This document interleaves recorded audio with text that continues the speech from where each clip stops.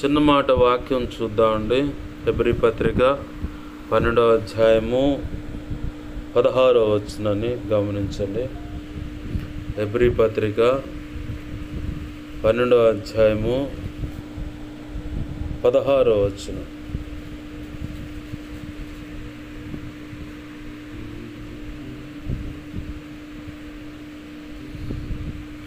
ఒక పూట కూటి కొరకు తన జ్యేష్ఠత్వపు హక్కును అమ్మివేసిన ఏశావు వంటి భ్రష్టుడైనను వ్యభిచారి అయినను ఉండునేమో అనియు జాగ్రత్తగా చూచుకొనుడి.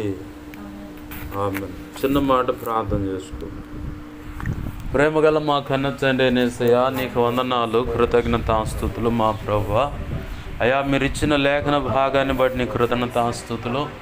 ఈ లేఖనాన్ని విరవండి, దీని చాటున మీరు దాచి ఉంచిన మాకు ఇప్పుడు అవసరమైన లేదు, నీ చిత్తంలో ఉన్న ప్రజలకు అవసరమైన నీ శ్రేష్టమైన వర్తమానం ప్రభువా, అది విశ్వాసులైనా పరిచారకులైనా అయ్యా ఇదిగో సంఘ పెద్దలైనా సేవకులైనా ఈ కేటగిరీలో స్త్రీలు ఉండొచ్చు, పురుషులు ఉండొచ్చు, ఎవరికై ఏ మాటలు అవసరమైనయో దేవా, సామాన్యులకు అన్యులకు కూడా ఏ మాటలు అవసరమైనయో నీ చిత్త ప్రకారం మాకు అవసరమైన మాటలు ఏమున్నాయో అవి మాకు అందించమని ఈ లేఖనమును ఈ రొట్టెను విరిచి దాని చాటును మీరు దాచి ఉంచిన నీ మనసులో ఉద్దేశించుకున్న సంగతులు యావత్తును బయటకు తెచ్చి మీ పక్షం వహించిన మీ దాసు నోట ఉంచి మీ దాసు నోటి మీ నోటి బోరగా మార్చి నీ బలమైన వాక్శక్తినిచ్చి మీరే నాతో మాతో అందరితో సూటిగా తేటగా స్పష్టంగా మీరు మాట్లాడండి.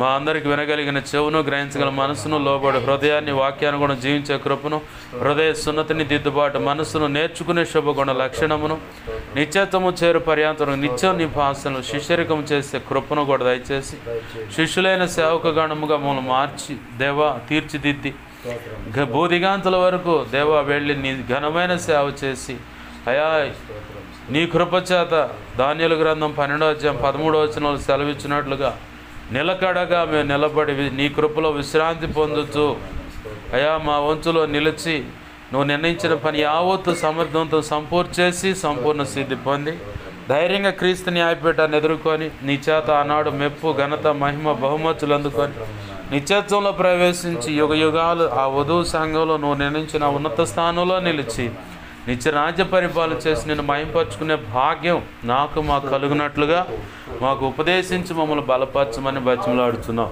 మా ప్రభువా, ఉపదేశం అడ్డగించాలని చూస్తున్న దుష్టుడు వాడి దోతలు, చీకటి, అంధకార శక్తులు అవి ఎంత ప్రమాదకరం ఏ ఉన్నా సరే అడ్డుపడుతున్నా అవి లోక సంబంధమైన పూజలందుకు కూడిన కుల లేదా ఇతర సంబంధమైన దేవతలు దేవుళ్ళు అడ్డుపడుతున్నా ఇంకేమున్నా వాటి ప్రభావంతో దుష్టుడైన వాడి దోతలైన ఈ మహాపునరుద్ధాన శక్తి ద్వారా వాటి ప్రభావాన్ని బంధిస్తున్నాం, నిత్య నరకానికి విసిరి కొడుతున్నాం.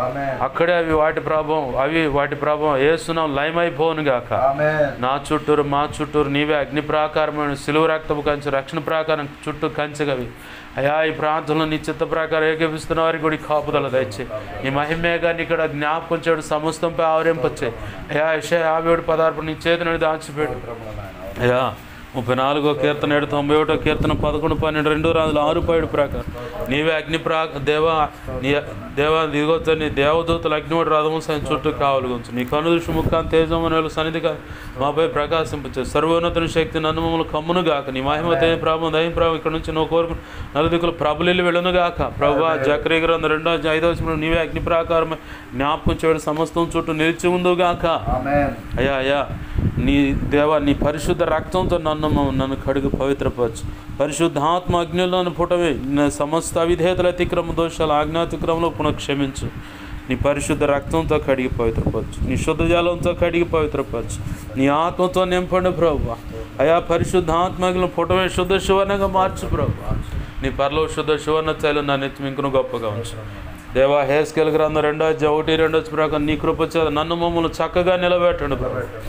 అయా ఇదిగో తండ్రి ఇర్మియా 1వ అధ్యాయం 9, 10, 18, 19 నీ కృపను, యెషయా 57:16 నీ కృపను, అపోస్తుల కార్యం 4:27-37 నీ కృపను, అయా మత్తయి 10వ అధ్యాయం 1వ వచనం 8, 9, 20 వచనం ప్రకారం నీ కృపను నాకు దయచి నీవే మాతో మాట్లాడమని నీ వాక్యాన్ని బట్టి కృతజ్ఞతాస్తుతులు చెల్లిస్తూ నీ నామాన్ని గొప్ప చేసుకుంటూ యేసయ్య ఉన్నతనంత శక్తిగల నామమును అడిగి వేడుకొని ప్రార్థించి సమస్తం పొందుకొని నీ నామాన్ని గొప్ప చేసుకుంటూ ఉపదేశాన్ని నన్ను మమ్మల్ని యొక్క అప్పచెప్పుకున్నాం మా తండ్రి. Amen amen amen. ప్రభునందు సమకూడిన మీ అందరికీ నా ప్రభు అయిన యేసుక్రీస్తు వారి పేరిట నా హృదయపూర్వకమైన వందనాలు.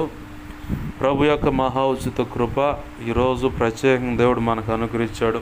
అందును బట్టి దేవునికి మహిమ కలుగునుగాక. హల్లెలూయా.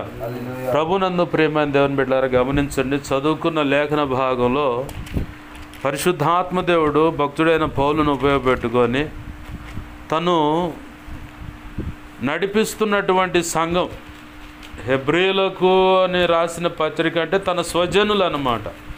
అంటే క్రీస్తు రక్తంలో ఇప్పుడు ఈ సమయంలో ఎలా అర్థం చేసుకోవాలి దీన్ని అంటే, క్రీస్తు రక్తంలో కడగబడినటువంటి ప్రజలు. ఒకప్పుడేమో సౌలు అన్న వ్యక్తి పౌలుగా మార్చబడిన ఆ వ్యక్తి యొక్క గోత్రం ఏంటంటే బెన్యామీను గోత్రం. పాత నిబంధనలో సౌలు కూడా బెన్యామీను గోత్రికుడే. క్రొత్త నిబంధనలో ఈ సౌలు అలియాజ్ పౌలు, ఇతను కూడా బెన్యామీను గోత్రికుడే. అయితే ఈయనకున్న భావం ఏంటంటే, సాధ్యమైతే నా స్వజనుల విషయంలో నేను శాపగ్రస్తుడిగా మారిపోయి ఆ నిత్య నరకం మీద నేను అనుభవించేనా నా వారిని నేను సంపాదించుకోవాలి. ఆ మాట అన్నాడు ఆయన పత్రికల్లో. సాధ్యమైతే నా స్వజనుల కోసం నా ప్రభు కనుక అవకాశం ఇస్తే నేను శాపగ్రస్తుడిగా మారిపోయి వాళ్ళ కోసం నా వారిని నేను సంపాదించుకోవాలి, నా వాళ్ళని నేను రక్షించుకోవాలన్న తపనతో ఆయన హృదయం రగులుతూ ఉంది. దేవుడేమో అన్యుల మధ్యలో తీసుకువెళ్ళాడు. కానీ ఓ పక్క తన అనేవారి విషయంలో భారం, ఆ భావం, బాధ్యత, ఆ హృదయంలో ఆవేదన రగులుతానే ఓ చాట పత్రికలో రాస్తాడు ఆ మాట, నా జనుల కోసం నేను సాధ్యమైతే నిత్య నరకానికి వెళ్తాను, అయితే వాళ్ళు రక్షించబడాలి. నేను శాపగ్రస్తుడిగా మారడానికే నేను సిద్ధమే. నా దేవుని కోసం, క్షమించండి, నా దేవుని కోసం అన్నాను, నా ప్రజల కోసం సాధ్యమైతే నేను నరకానికి వెళ్ళిపోతా. అట్లా వెళ్ళినా సరే నా వాళ్ళని నేను సంపాదించుకోవాలి. ఇప్పుడు మనం ఆలోచించుకోవాలి, మనం కూడా ఇట్లాంటి మనసు కలిగి ఉండాలి. సాధ్యమైతే మన అనే స్వజనుల విషయంలో, అంటే మనము ఏ కులానికి ఏ మతానికి సంబంధించి ఉన్నామో ఇక్కడ అది కోట్ చేసుకోవాలి. మనం ఏ కులానికి ఏ మతానికి సంబంధించిన వాళ్ళమో, అంటే ఒకప్పుడు ఇలాగున్నాము, ఇలాంటి భక్తిలో ఉన్నాము, అయితే ఆ భక్తిలో నుంచి ఇప్పుడు ఇలా వచ్చాము. ఒక అన్యులు అయితే, ఇప్పుడు పుట్టుక క్రైస్తవులు అయితే, నేను ఒకప్పుడు నా జీవితం ఇలా ఉంది, నా జీవితాన్ని బట్టి నా వాళ్ళు మారాల. అయితే దానికోసం అవసరమైతే ప్రభుని ఒకే మాట చెప్పటమే. మోషే కనుక అడ్డం తిరిగినట్టుగా అడ్డం తిరగాల. ప్రభువా, ఈ ప్రజలను నశింపజేసే మాట అయితే, ఈ ప్రజలను నశింపజేసే మాట అయితే ముందు నన్ను చంపేయి, ఆ జీవ గ్రంథంలోంచి నా పేరు తీసేయి, అడ్డం తిరగాలి అని అడ్డం తిరగమని ఒకవేళ మూర్ఖత్వంతో కూడిన ప్రార్థనకు నేను మిమ్మల్ని పురికొల్పుతున్నాను అన్నది కాదు. ఎందుకంటే 1 కొరింథీ 10-11 వచనాల్లో యుగాంతమందున్న మీకు బుద్ధి కలగటానికి దృష్టాంతములుగా, అంటే ఒక పిక్చర్ లాగా, ఒక సూచనగా అవి రాయబడ్డాయి. అంటే నేర్చుకోవటానికి. నేర్చుకోవటానికి పాతకాలంలో, అంటే పాత నిబంధనలో ఉన్నటువంటి, మనకంటే గత కాలంలో ఉన్నటువంటి ఆ పరిశుద్ధ గ్రంథంలో రాయబడ్డటువంటి ఆ భక్తుల యొక్క చరిత్రలో వాళ్ళు బుద్ధిహీనంగా అడుగులు వేసినట్టుగా మనం అడుగులు వేయకూడదు. వాళ్ళు బుద్ధిహీనంగా అడుగు వేసి కూడా దేవుని పాదాలు పట్టుకొని ఎలా క్షమాపణ పొంది తిరిగి రియలైజ్ అయ్యి శ్రేష్టమైన ఆశీర్వాద జాబితాలో చేరారో అది మనం గ్రహించి ఒకవేళ మన జీవితంలో ఒకవేళ అటువంటి పొరపాటులు పడచూపితే ప్రభు పాదాలు పట్టుకొని క్షమాపణ అడుక్కొని దిద్దుబాటు చేసుకొని దేవుడు కోరుకున్నటువంటి ఉన్నత స్థితిలోకి మనం అడుగులు వేస్తూ ముందుకు సాగిపోవాలి. అలాగనే ఒకవేళ శ్రేష్టమైన భక్తి సాధన చేశారు, అంతకంటే గొప్పగా నా ఆధ్యాత్మిక భక్తి జీవిత సాధన ఉండాలి. ఎలా ఉండాలి? శ్రేష్టమైన భక్తులు మన ఎదుటున్నారు, పరిశుద్ధ గ్రంథంలో చదువుతున్నాము. వారికంటే ఇంకా గొప్పగా నా ఆధ్యాత్మిక పరిపక్వత కలగాలి ఆధ్యాత్మిక జీవితానికి. అలాగనే అడుగులు కూడా ఉన్నతంగా పడాలి. ఏలీషాను చూసి మనం నేర్చుకోవాలి, యెహోషువను చూసి మనం నేర్చుకోవాలి. ఎందుకంటే మోషే పక్కన నమ్మకంగా ఉన్నాడు, చెప్పిందల్లా చేస్తా తిరిగాడు. చివరికి యెహోషువ దేవుని చేతనే ఒక శ్రేష్టమైన బిరుదు పొందాడు, నా ఆత్మను పొందుకున్నాడు అతను. వాస్తవానికి మోషేకి తెలియదు ఆ గ్రహింపు. కాపర్ లేని గొర్రెలాలు ఉన్నారు వీళ్ళంతా. నా తర్వాత నాయకుడు ఎవరు ప్రభువా? నీ పక్కనే ఉన్నాడే నూను కుమారుడైన యెహోషువ నా ఆత్మను పొందుకున్నాడని దేవుడిచ్చాడు సాక్ష్యం. అంటే వాస్తవానికి యెహోషువ పనేంటి? నాయకుడు ఎక్కడో పైన 40 రోజులు దివారాత్రులు గడుపుతూ ఉంటే కింద ఈయన ఆ కొండ అంచును కాసుకొని ఉండే ఈయన కూడా మా నాయకుడు వస్తాడు అని చెప్పాను. నాకు ఈ సిచ్యువేషన్ చూసినప్పుడు ఏసన్న గారు ఒక వ్యక్తికి చెప్పాడంట, మేము మీటింగ్స్ పోతున్నాం, పలానా చోట నువ్వు బట్టలు సర్దుకొని వచ్చి అక్కడ నిలబడి అబ్బాయి అని చెప్పానండి. సరే అయ్యగారు అని చెప్పని వచ్చిన. సరే అని చెప్పని వచ్చి ఆ నిలబడు ఏసన్న గారు వాళ్ళు మర్చిపోయారు, వెళ్ళిపోయారు, మీటింగ్స్ అయిపోయినాయి, తిరిగి ఇంటికి వచ్చేసారు. ఆయన మాత్రం ఆడే నిలబడాడు. ఎంత నమ్మకత్వం చూడు, చెప్పిన మాట మీద ఎంత శ్రద్ధ. అంటే ఎందుకు ఈ మాట కోట్ చేస్తున్నాడు దేవుడు అంటే, యెహోషువ మరి ఇంకెంత నమ్మకంగా ఉండో అది మనం గ్రహించాలి. యెహోషువ ఇంకెంత నమ్మకంగా ఉంటేనో అంత గొప్ప కృప దేవుడే నా ఆత్మను పొందుకున్నాడని సాక్ష్యం ఇచ్చాడు. దేవునికి మహిమ కలుగును గాక. హల్లెలూయా. అదే గనక అంత నమ్మకంగా లేకపోతే పోయిండ్లే అని చెప్పని అహరోను, మిరియాములు, మిగతా ఇజ్రాయేల్ ప్రజలంతా పోయినోడి ఆడపోయిండ్లే, మాకెందుకు ఇవన్నీ కాదులే కానీ మమ్మల్ని బయటకు తీసుకొచ్చిన నాయకు ఆ దేవుడు ఎవరో మాకు కావాలని చెప్పనగా అహరోను ఏం చేశాడు? వచ్చలే అబ్బాయి మా అన్న వచ్చలే అని చెప్పినా కానీ వాళ్ళు వినట్లా. కానీ వాళ్ళతో పాటు ఏకీపించి ఆ చెవి కమ్ములు బంగారం అంతా తెచ్చి అగ్నిలో వేసి పోత పోస్తే దూడాకారం వచ్చిందంట. అంటే శాపాన్ని తెచ్చిపెట్టారు వీళ్ళంతా. కొంతమంది చావు కారణమయ్యారు చెప్పిన మాట వినకపోవటం వల్ల, అంటే నాయకుడు చెప్పిన విషయంలో శ్రద్ధ నిలపకపోవటం వల్ల. ఇప్పుడు యెహోషువ ఏమో ఆ పైన ఉంటే ఆ కొండకాడ కాసుకొని యెహోషువ. ఎందుకంటే ఆ సీనాయి పర్వతాన్ని తాకటానికి కూడా ఎవరికి అవకాశం లేదు దేవుడు. పశువు తాకినా చంపబడాలి, మనిషి తాకినా చంపబడాలి, అటువంటి కండిషన్ పెట్టాడు దేవుడు. నువ్వు ఒక్కడు మాత్రమే పైకి రావాలండు. ఒక్కడు మాత్రమే పైకి రావాలని చెప్పిన ఆయన మాట మీద శ్రద్ధ నిలిపి మోషే అక్కడికి వెళ్ళిపోతే, మోషే చెప్పిన మాటను బట్టి శ్రద్ధ నిలిపి యెహోషువ ఇక్కడ కనిపెట్టాడు. నేను ఇంత కనిపెట్టాను కదా, నా విషయంలో నువ్వు ఏంది అందరికీ నా గురించి చెప్పలేదన్న బాధ భావం ఏమీ లేదు ఆయనకి. ఆయనకు ఉన్నది ఒక్కటే, నేను నా నాయకుని వెంబడించాలి. అలాగ నమ్మకత్వం అన్నమాట. ఆ యెహోషువ 2 పాళ్ళు పొందుకున్నాడు. వాస్తవం అంతే కదా. దేవుడు ఏం చెప్పాడు? కాపర్ లేని గొర్రెలాలు ఉన్నారయ్యా వీళ్ళంతా, అంటే నీ చేతులు ఆ యెహోషువ మీద పెట్టు, నీలో ఉన్న ఘనత కొంచెం అతనికి ఇస్తానన్నాడు. దేవునికి మహిమ కలుగును గాక. హల్లెలూయా. నమ్మకంగా వెంబడించటం వల్ల ఏలియాని వెంబడించాడు. ఏం కావాలి నీకంటే, నీ మీద ఉన్న ఆత్మలో 2 పాలు నాకు ఇయ్యా. అబ్బో ఇది కష్టతరంగా ఉంది అని చెప్పని చాలా టెస్టులు చేసుకున్నాడు ఎలీషా మనసు ఎలా ఉంటుందో అని. చివరికి ఎలీషా మనసు కుదుట పడిందని గ్రహించి యోర్దాను దాటేలాగా అవకాశం ఇచ్చాడు దేవుడు. అక్కడికి పోయిన తర్వాత దేవుని మహా ఉచిత కృప చొప్పున 2 పాళ్ళు ఆత్మను పొందుకొని రిటర్న్ అయ్యాడు. రిటర్న్ అయ్యేటప్పుడు యోర్దాను నది ముందు మాట్లాడుతుండు, ఏలియా దేవుడు ఎక్కడ అని చెప్పిన ఆ పైనుంచి పడ్డ ఆ దుప్పటి తీసుకొని నీళ్ళను కొడితే 2 పాయలైంది. వాళ్ళ నాయకుడు అదే అద్భుతం చేశాడు. 2 పాయలు యెహోవా ఇదిగో అని చెప్పని ఆ వస్త్రపు చెంగు తీసుకొని యోర్దాను నదిని కొట్టాడు ఏలియా. అది చూశాడు ఎలీషా. ఈ తర్వాత యోర్దాను నది దాటి అవతలకి వెళ్ళిపోయారు 6 నెలల మీద. ఇది రెండో అద్భుతం అన్నమాట బైబిల్ చరిత్రలో. యెహోషువ కాలంలోనే మందసం మోస్తున్న వారి పాదాలు ఆ నీళ్లను అట్లా తాకంగానే ఎటు నీళ్లు నిలిచిపోతాయి, దాటిపోతారు. తర్వాత ఏలియా కాలంలో మళ్ళీ ఏలియా ఒకసారి యోర్దాను నదిని పాయలు చేస్తాడు. మళ్ళీ ఎలీషా కూడా 2 పాళ్ళు ఆత్మను పొందుకొని రిటర్న్ అవుతాప్పుడు ఇప్పుడు వెళ్ళటం అని చెప్పని ముందు చూశాడుగా గురువు గారి దగ్గర.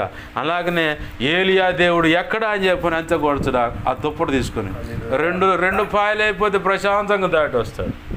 ఇంకొక షార్ట్ న్యూస్ ఏంటంటే హార్ట్ స్ట్రోక్ లాంటి న్యూస్ ఏంటంటే ఎలీషా మీద ఉన్న అభిషేకాన్ని కొంతమంది గుర్తించక ఎగతాళి చేశారు.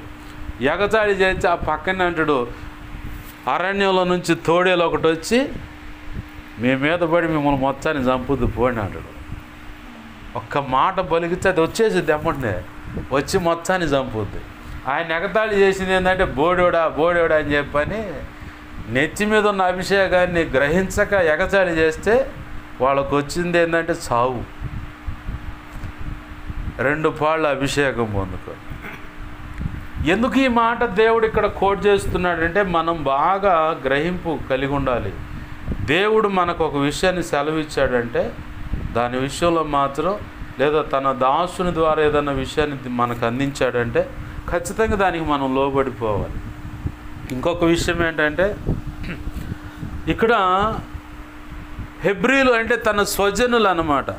తన స్వజనులు దారి తప్పిపోతున్నారేమో అని చెప్పని భయపడతారు. తన వారి కోసం తనేం చేస్తున్నాడంటే అవసరమైతే నేను శాపగ్రస్తుడిగా మారిపోవాలని ఆశపడుతున్నాను.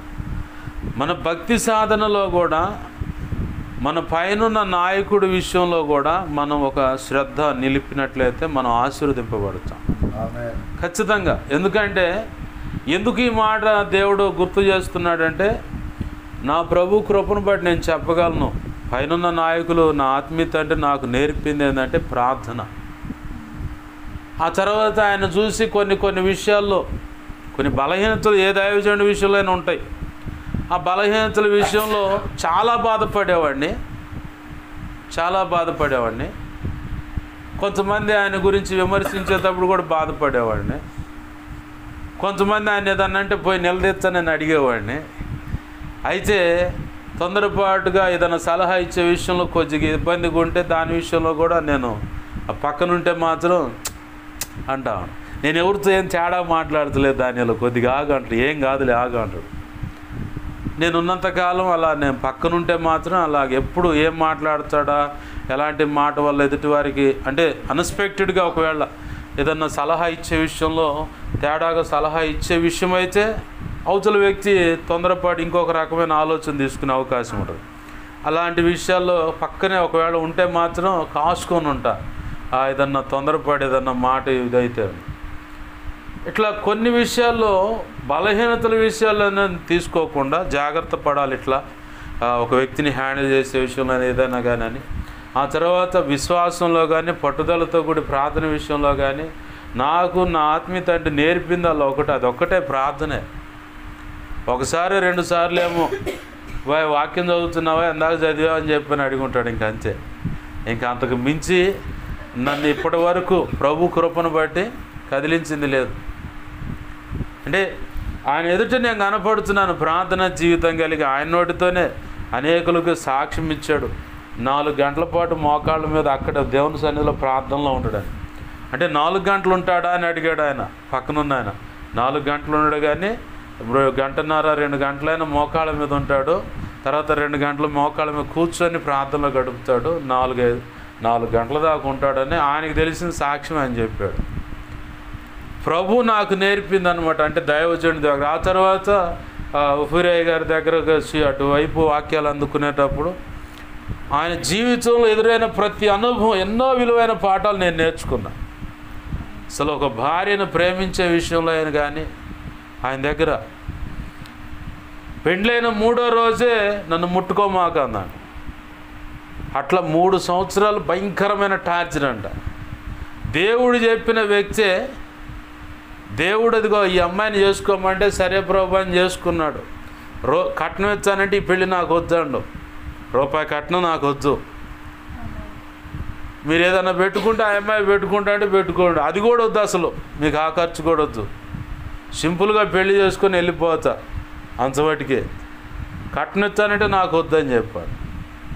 దేవుడు ఏమైనా అయితే పెళ్లి చేసుకోమని ఆ అమ్మాయిని పెళ్లి చేసుకుంటే 3వ రోజు కాడి నుంచి ఇక స్టార్ట్ అయింది 3 సంవత్సరాలు నరక యాతన, భయంకరమైన యాతన అన్నమాట.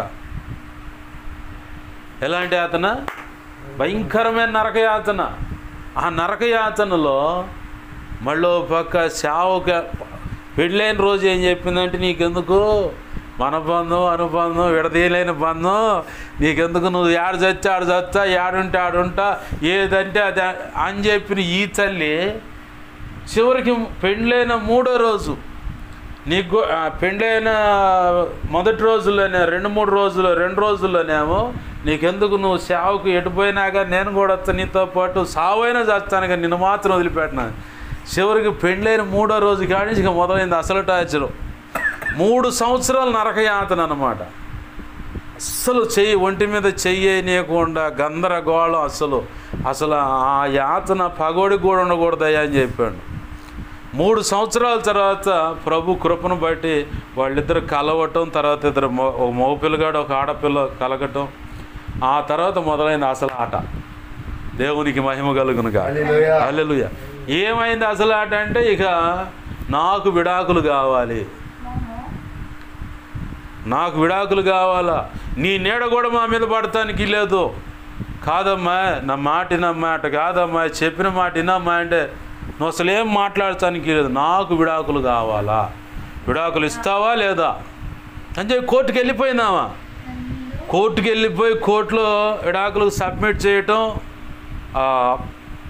అప్లై చేయటం, కోర్టు వాళ్ళు పిలిచారు. ఏందమ్మా ఏంది తగాది ఏంటంటే, ఇటు నుంచి వాదనలు ఏమన్నా అటు నుంచి వాదనలు అంటే కోర్టు వాళ్ళకి తలకాయ నొప్పి వచ్చింది. అసలు ఏమీ లేదు కదరా గొడవ, ఎందుకు మీరు విడాకులు తీసుకునేదంటే, నాకు అదే తెలియట్లేదు అయ్యగారు అంటాడు ఈయన జడ్జి ముందు. నాకైతే నా భార్య కావాలయ్యా, నా భార్య కావాలి, నా పిల్లలు కావాలి, వాళ్ళతో నేను ఉండాలి, నా బిడ్డలు అయ్యా వాళ్ళు, ఇదిగో నేను నా వైపు నుంచి ఏమైనా పొరపాటు ఉందేమో అడగండి, మా ఇంటికాడికి వచ్చి కూడా ఎంక్వైరీ చేయండి, ఏదైనా చూసినా కానీ ఏ కోణంలో కూడా నా వైపు నుంచి తప్పు లేదని మీకు కూడా అర్థమైంది. కానీ ఆ అమ్మాయి విడాకులు కావాలంటుంది. అయితే కోర్టు వాళ్ళు అన్నారు, జడ్జి గారు ఫైనల్ చేశాడు ఒకటే మాట, స్త్రీల విషయంలో ఇతనికి ఉన్నటువంటి సదాభిప్రాయం అంటే మంచి అభిప్రాయం నేను ఇంతవరకు ఎవరిలో చూడలా, ఇతని వైపు నుంచి ఏ పొరపాటు లేదు, ఆమె కావాలని విడాకులు తీసుకుంటుంది కాబట్టి ఆడగూతురు అడిగిన దాన్ని బట్టి విడాకులు మంజూరు చేస్తున్నా అండు. మంజూరు చేసే ముందుగా 2 రోజుల ముందు ఆమెను అడిగాడు, నా పిల్లలు వారానికి ఒక్కసారి వచ్చి ముద్దు పెట్టుకుంటా అంటే నీ నీడ కూడా మా మీద పడకూడదు, ఇంటికి రావద్దంటే ఓకే, స్కూల్ కాడికి వస్తారు కదా ఆడకన్నా వచ్చి పిల్లల్ని చూసుకుంటా అంటే అసలు నువ్వు మా దరిదాపులు కూడా ఉండకూడదు అని చెప్పని ఆ మాట మాట్లాడితే, ఇక ఆ సాక్ష్యం వింటే నేను ఇంట్లో ఒంటరిగా కూర్చున్నప్పుడు ఆ సాక్ష్యం విన్నప్పుడు తలుపులు వేసుకొని ఏడ్చాను, అసలు భయంకరంగా ఏడ్చాను నేను, దేవుడే దానికి సాక్షి. ఆ సాక్షి విని ఏడ్చా. ఆ తర్వాత ఆ దైవజనుడి దగ్గర ఒక విలువైన పాఠం నేర్చుకున్నా. భార్య విషయంలో ఎంత వ్యతిరేకంగా ఉన్నా కానీ ఒకవేళ బై మిస్టేక్ మనస్పర్ధలు వస్తే ఇలాగా ఆమె కోసం ఆయన ఎంతగా తపన పడ్డాడో దైవజనుడి విషయంలో, ఆయన దగ్గర నుంచి నేను నేర్చుకున్న విలువైన పాఠం ఆ పరిచర్య విషయంలో, సేవ విషయంలో. అసలు నన్ను బాగా కదిలించిన విషయం ఏంటంటే ఆయన ఎంతగా నలపబడ్డాడో. అసలు ఆయన ముఖం చూస్తే కళ్ళ నిండా నీళ్ళు వచ్చినాయి. మొట్టమొదటిసారి నేను ఆయన ముఖం చూడంగానే, అమ్మ కౌగిట్లో పసిబిడ్డ ఎంత మెత్తగా ఉంటుందో ముఖం, అంత మెత్తగా ఉంటుంది ఆయన ముఖం. అంతగా నలపబడ్డాడు. చివరికి విడాకులు ఫైనల్ అయిపోయాయి. దేవా ఎందుక ఈ పని చేసావంటే, నీకు ఆ రుచి అంతమటికే కావాలనే నీకు అది అనుమతించా, ఇక ఆ విషయంలో అడగమాకండు. సరే ప్రభు అని ఆ సరెండర్ అవటం దేవునికి, ఆ దేవుని మాటగా ఆ వ్యక్తి సరెండర్ అయిపోవటం. సరే ప్రభు నీ ఇష్టం, అయితే ఒక మాట అడుగుతా, మేమిద్దరం ఏదో దుమ్ముకు దన్నుకున్నాం అని చెప్పని నలుగురు నానా రకాలుగా మాటలు మాట్లాడతారు. వీడి వల్లే ఆ పిల్ల పోయిందిరా అని అంటారు కూడా. అయితే ఆ అమ్మాయిని ఒకవేళ భూమి మీద నుంచి నువ్వు శాశ్వతంగా తీసేసే మాట అయితే మొదటిగా ఆ చావేదో నాకు అనుమతించు. ఆ అమ్మాయి లేకుండా నేను బ్రతకలేను. ఇప్పటికీ అదే ప్రేమ, ఇప్పటికీ అదే ప్రేమ. అసలు అది కొలత అంటే ఇప్పటికీ కూడా నువ్వు ఒకవేళ ఆ అమ్మాయిని భూమి మీద నుంచి నువ్వు తీసేసుకునే మాట అయితే ఆ అమ్మాయి చనిపోయిందన్న వార్త నేను వింటే బ్రతకలేను. ఆ అమ్మాయి చనిపోయేదానికంటే నన్ను ప్రాణం తీసేసి, లేదు ఆ అమ్మాయి నా దగ్గర నుంచి వాళ్ళ అమ్మగారింటికి వెళ్ళిపోయే మాట అయితే నేను ఊళ్ళో లేనప్పుడు ఆ అమ్మాయి బట్టలు సర్దుకుని వెళ్ళిపోయేలాన్నా చెయ్యి. నా మీదకి నిందొద్దు, నీకు కూడా అవమానం వద్దు. ఇది ప్రభువా నాకు సహాయం చేయంటే సరే అట్నే చేస్తాలేమ్మా. 2 కోరికలు కోరాను. నేను లేనప్పుడన్నా ఆ అమ్మాయి ఖాళీ చేసి వెళ్ళిపోవాలా? ఆ అమ్మాయి ఒకవేళ భూమి మీద తీసేసే మాట అయితే ముందుగా నాకు మరణాన్ని అనుమతించు. అసలు ఎంతగా భార్య మీద ప్రేమ అంటే దేవుడు చెప్పినట్టుగా తన సొంత శరీరాన్ని ప్రేమించమన్నట్లుగా ప్రేమించే విధానం అక్కడ చూశాను నేను. అసలు నేనైతే ఆ సాక్ష్యాలు ఆయన చెప్పి అన్నప్పుడల్లా ఏడ్చేవాడు. నేనైతే అంత గొప్ప సాక్ష్యాలు ఆ దైవజనుడి దగ్గర నేను నేర్చుకున్న విషయాలు. ఇక్కడ మనము హెబ్రీ పత్రిక ఆ గ్రంథకర్త దగ్గర నుంచి మనం నేర్చుకునే పాఠం ఏంటంటే తన స్వజనుల విషయంలో అవసరమైతే నేను చచ్చిపోతా, నరకానికైనా వెళ్ళిపోతాను, నా వాళ్ళు నాకు కావాలి, నా వాళ్ళని నేను రక్షించుకోవాలని చెప్పని తపనతో అహర్నిశలు ప్రభు పాద సన్నిధిలో మోకాళ్ళ మీద ఉండి ఓ పక్క జీవన సంబంధమైన జీవనోపాధి ఆ డేరాలు గుట్టుకునే పని చేసుకుంటూనే మరోపక్క మోకాళ్ళుని ప్రార్థిస్తూ కన్నీరు విడుస్తూ రాత్రుల్లో దేవుని మహా ఉచిత కృప చొప్పున ఆ హెబ్రీలైన అంటే ఇజ్రాయేలీలు ఆ గోత్రంలో నుంచి వచ్చినటువంటి వాళ్ళందరూ హెబ్రీలు, ఇజ్రాయేల్ సంతానం అంటే హెబ్రీలు. వాళ్ళలో ఈయన బెన్యామీను గోత్రికుడు. ఆ హెబ్రీలైనటువంటి ఆ 12 గోత్రాల మిశ్రిత జనమే కదా వాళ్ళు. 12 గోత్రాలంటే 12 రకాల అభిరుచులతో 12 మంది తండ్రుల యొక్క సంతానంగా వచ్చినోడు. ఇవాళ ఒక తల్లి కడుపును పుట్టినోడే నలుగురుంటే 4 రకాల మైండ్ సెట్ ఉంటుంది, 4 రకాల అభిరుచులు ఉంటాయి.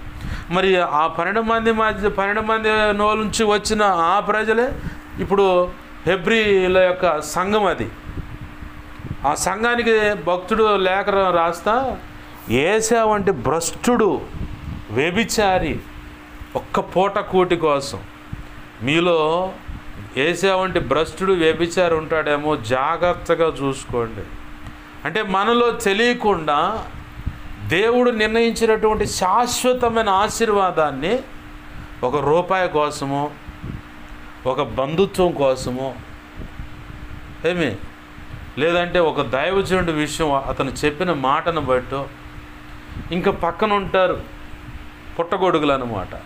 ఆ పుట్టగొడుగులు చెప్పిన మాటలను బట్టో చేతులారా దేవుడు నిర్ణయించిన శాశ్వత కాల ఆశీర్వాదాన్ని కోల్పోతాం.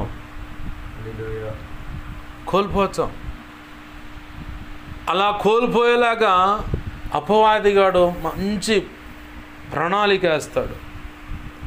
వాడు ఎటు నుంచి ఎటు వచ్చి కొడతాడో కూడా అర్థం కాదు.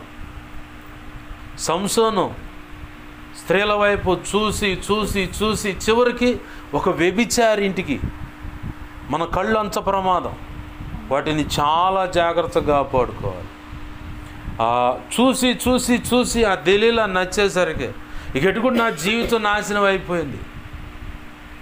ఇక ఆ శరీర ధర్మానికి అతను అలవాటు పడ్డాడు, దానికి బానిస అయిపోయి చివరికి దెలీలా అనే ఆమె దగ్గరికి వెళ్ళిపోయి మొదటిగా ఆ ఫిలిస్తీన్ల దగ్గరికి వెళ్ళి ఒక అమ్మాయిని చూసినప్పుడు ఆ అమ్మాయి విషయంలో వాళ్ళ అమ్మోళ్ళని బచ్చలాడుతాడు సంసోను. బచ్చలాడితే సరే దేవుడు ఏదో వీడి ద్వారా ఆ అమ్మాయిని బట్టి ఏదో చేయబోతున్నాడు వాళ్ళకి అనుకొని ఒప్పించారు. పెళ్ళి కూడా ఓకే అయింది. అక్కడ ఉన్న వాళ్ళు ఏదో చతురుగా మాట అనేసరికి దానికి నొచ్చుకొని వెళ్ళిపోయాడు. ఇక ఈ రాళ్ళు అని చెప్పిన అక్కడున్న ఇంకొక వేరే పురుషుడికి ఈ అమ్మాయిని ఇచ్చి పెళ్లి చేస్తారు. మళ్ళీ వచ్చి ఏందిరా అయ్యా నా పెళ్ళాన్ని తీసుకుపోయి వాడికి ఇచ్చారంటే సరే అదే తప్పేదో జరిగిపోయిందిలే కానీ దాని తర్వాత పిల్ల ఉంది కానీ దాన్ని చేసుకోండి. ఆ పిల్లకి కూడా ఇతనంటే ఇష్టమే, కానీ ఇతగాడికి ఆమె అంటే ఇష్టం లేదు. నాకు వద్దు పో అని చెప్పని ఇక అడతిరిగి చివరికి శరీర సుఖం విషయంలో ఆ శరీర ధర్మం దానికి బానిస అయిపోయి ఆ దెలీలా ఒళ్ళో తలబెట్టి చివరికి ఏమైపోయాడు, శాశ్వత కాలమైన దేవుని ప్రణాళిక నుంచి తప్పిపోయాడు. సొలొమోను ఏమయ్యాడు, సొలొమోను జీవితం కూడా ఇంతే. ఈ ప్రసంగి గ్రంథంలో నా కనులతో ఏదైతే చూడాలనుకున్నానో ఆ చూడాలనుకున్న దాని విషయం నేను ఎక్కడ కూడా నా కనులకు అభ్యంతరపరచలేదు. చూడాలనుకున్నవన్నీ చూశాను, అయినను ఇది ఆయాసకరము వ్యర్థము అంట. అలా చూసి చూసి చూసి చూసి ఎంతమంది అంటే భార్యలో ఇంచుమించుగా 3000 మంది, 1000 మంది ఉన్నట్టున్నారు ఆయనకి భార్యలో. ఇంతమంది ఉన్నవాడు ఏమైనా ఆగిండా అక్కడ? అంతమంది ఉంటే ఏమైనా ఆగిండా? ఆహా. ఆ శరీర సుఖ సంబంధమైనటువంటి ఆ దాహానికి లోనై చివరికి ఎక్కడ దాకా పోయిందంటే ఇక అసలు దేవుడే 2 సార్లు హెచ్చరించిన దేవుడు ఇది కరెక్ట్ కాదు, ఇది వెనక్కి తిరుగు అని చెప్పని ఎంత బతిమలాడినా ఆ బతిమలాడినా కానీ వినలేదుగా. వృద్ధాప్యం ముందు తన భార్యల యొక్క ఇష్టము నెరవేర్చడానికి, తన భార్యల యొక్క ఇష్టం నెరవేర్చడానికి విగ్రహారాధన చేశాడు. ఈ కళ్ళతో చూడాలను చూసి చూసి మన కళ్ళు అంత ప్రమాదం,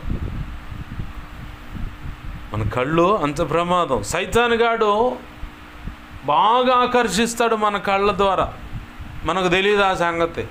ఇంకొక విషయం బాగా గుర్తుపెట్టుకోవాలి, మనము దేవుని చేతిలో ఒక శ్రేష్టమైన ప్రణాళిక కలిగిన పాత్రలమై ఉన్నాము.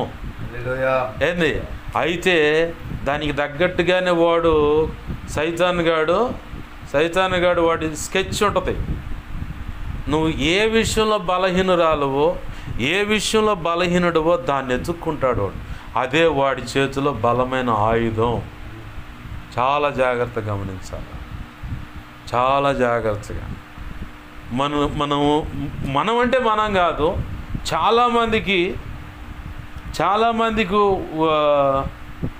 ఇక్కడ ఒక నిమిషం ఈ మాట పరిచయం చేసి నేను ముందుకు వెళ్తాను. 1 రాజులు 11వ అధ్యాయం 3వ వచనంలో అతనికి 700 మంది రాజకుమార్తెలైన భార్యలను 300 మంది ఉపపత్నులను కలిగి ఉండరి. అతని భార్యలు అతని హృదయమును త్రిప్పివేసిరి. చివరిలో ఇక్కడ 9, 10, 11 వచనాల్లో అన్య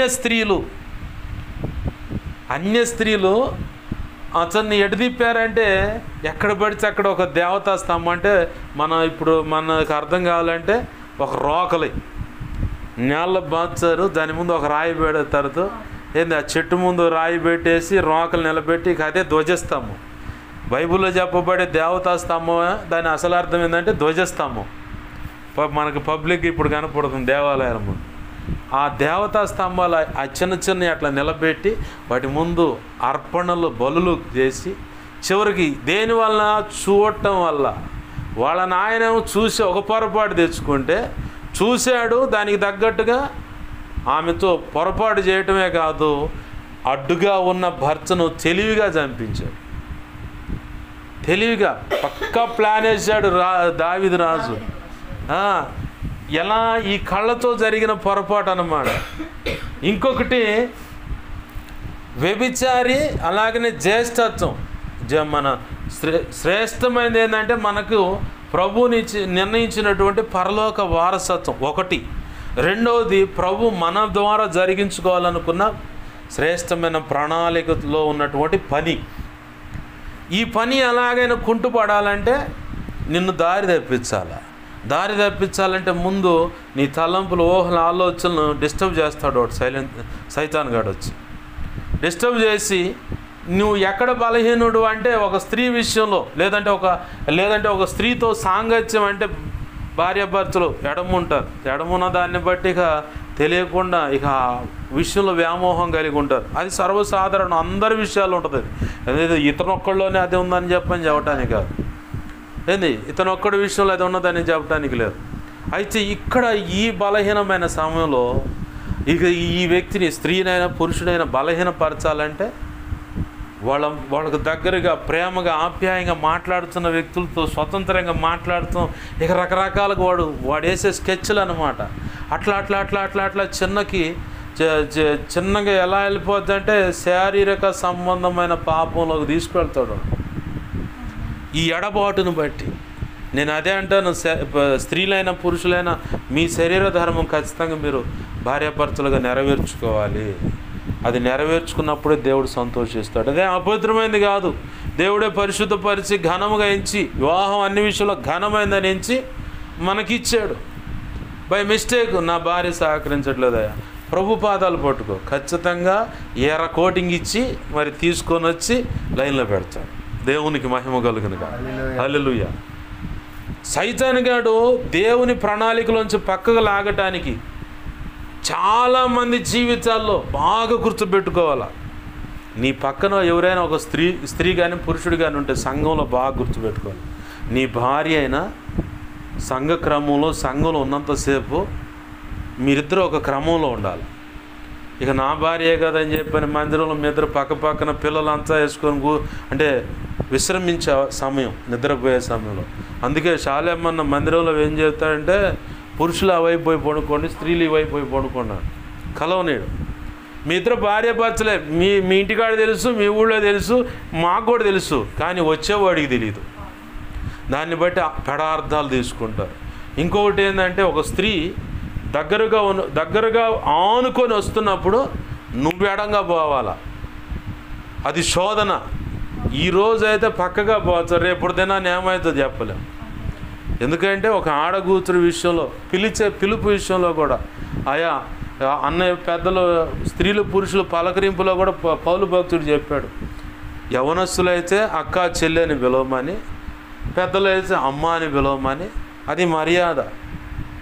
ఇటు పురుషులైనా సరే నాన్న లేదంటే బాబాయ్ అనో లేదంటే అన్నయ్య తమ్ముడు అని చెప్పని ఇలా పిలవమని చెప్పని దేవుడు భక్తుడైన పౌలు గారి ద్వారా రాయించిన మాటలు ఉన్నాయి.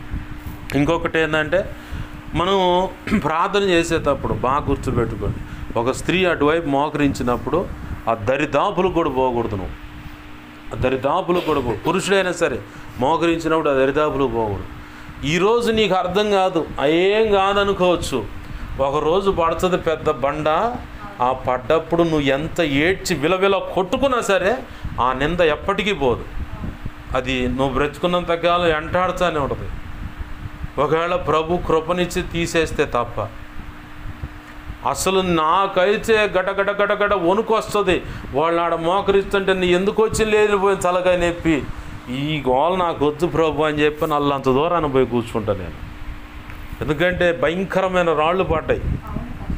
ఏంది, పరిచర్యలో చాలా జాగ్రత్తగా ఉండాలి.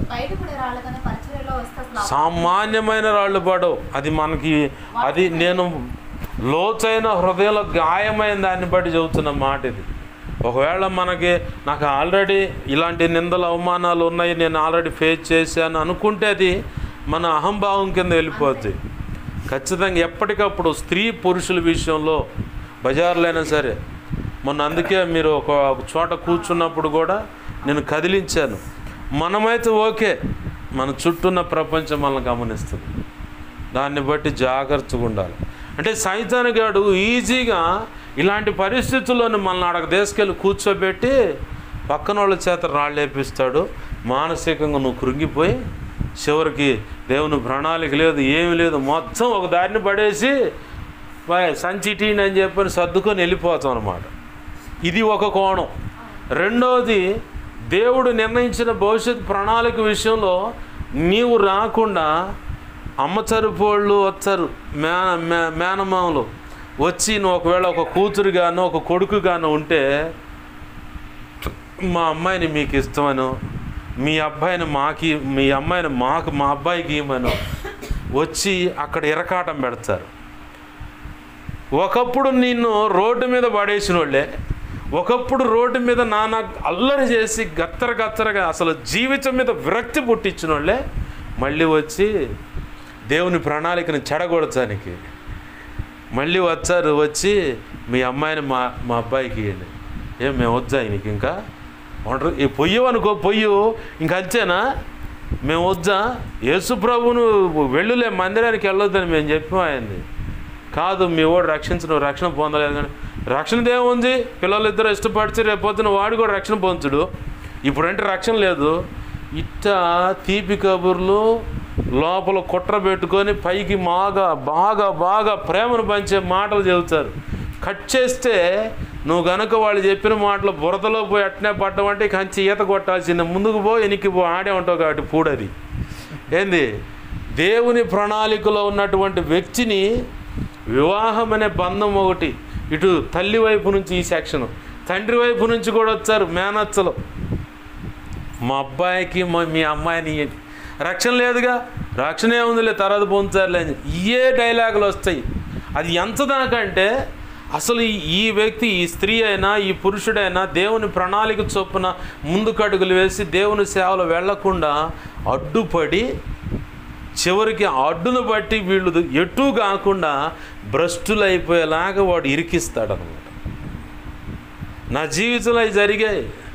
దేవుని ప్రణాళికలో దేవుడు నిర్ణయించిన ప్రకారం అయితే నాకు వివాహం జరిగితే అసలు ఇప్పుడున్న పరిచర్యకి, వివాహం జరిగిన తర్వాత జరిగే పరిచర్యకి అసలు మీరు కనుక చూస్తే ఏంది పాస్టర్ గారు ఇదేనా పరిచర్య అంటారు.